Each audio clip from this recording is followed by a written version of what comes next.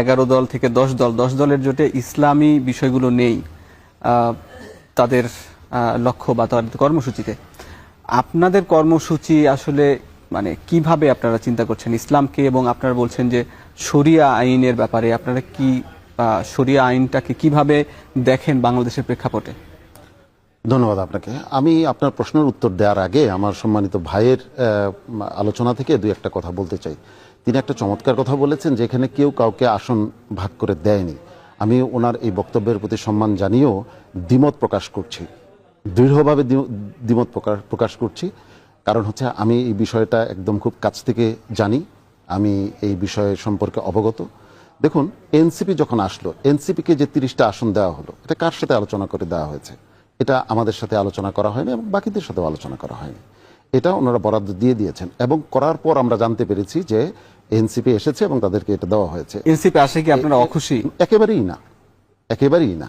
আমাদের আজকের সংবাদ সম্মেলনে 3টা বিষয় একদম স্পষ্টভাবে বলা হয়েছে। আমরা 3টি কারণে আমরা চাহিদা থাকা সত্ত্বেও আমরা এটাতে থাকতে পারিনি, এটা আমরা চেষ্টা থাকা সত্ত্বেও পারিনি। 1 নম্বর আদর্শিক কারণ, 2 নম্বর রাজনৈতিক কারণ, 3 নম্বর আত্মমর্যাদার প্রশ্ন। প্রথম আদর্শিক কারণটা আমি বলেছি যে ইসলাম এখানে নাই হয়ে গেছে। ইনসাফ একজন হিন্দু আরেকজন হিন্দুর সাথে করতে পারে, একজন খ্রিস্টান আরেকজন বৌদ্ধের সাথে ইনসাফ হতে পারে, কিন্তু যদি ইনসাফটাই ইসলাম হয়ে যায় তাহলে সেক্ষেত্রে রাসূল করিম সাল্লাল্লাহু আলাইহি ওয়াসাল্লাম আলাদাভাবে ইসলাম প্রতিষ্ঠার কথা বলতেন না, বলতেন ইনসাফ প্রতিষ্ঠা করার কথা। আপনি প্রশ্ন করেছেন, সঙ্গত প্রশ্ন করেছেন যে আমরা সেই শরিয়ার বাস্তবায়নের কি চিন্তা করছি। দেখুন, এখানে আমাদের আজকে যুগ্ম মহাসচিব চমৎকারভাবে বলেছেন, আমরা যারা ইসলাম প্রতিষ্ঠার কথা বলে, আমার এই শ্রদ্ধেয় ভাইরা ওনারা কিন্তু চমৎকারভাবে দীর্ঘদিন একটা স্লোগান দিয়ে আসছেন। আজ পর্যন্ত এই স্লোগানটা তাদের মূল স্লোগান। একটি স্লোগানের কথা যদি বলা হয়, জামাত ইসলামের মূল স্লোগান কি?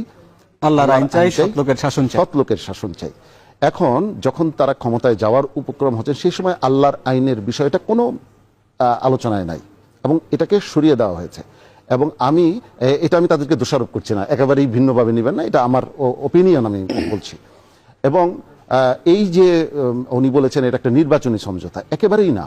কারণ আমাদের আমির এটা যখন ঘোষণা করেছে যে ইসলামের পক্ষে যারা আছে ইসলামের জন্য একটি বক্স, অতএব এটা একটা আদর্শিক জোট ছিল, এটা শুধু নির্বাচনী আদর্শিক একটা সমঝোতা ছিল।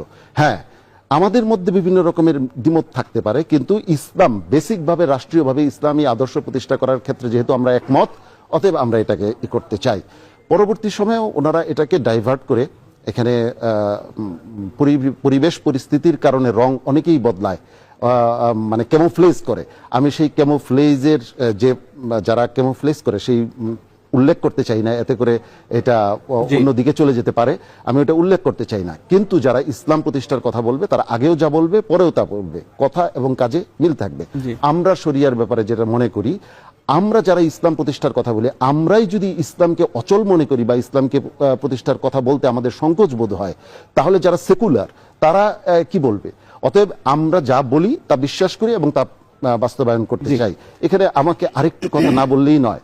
দেখুন, আমরা জানি, আমরা বুঝি আধিপত্যবাদী শক্তি এবং সাম্রাজ্যবাদী শক্তি চায় না এদেশে কোনো ইসলাম শব্দ ক্ষমতায় আসুক বা ইসলাম বিষয়টাকে সামনে আনা হোক।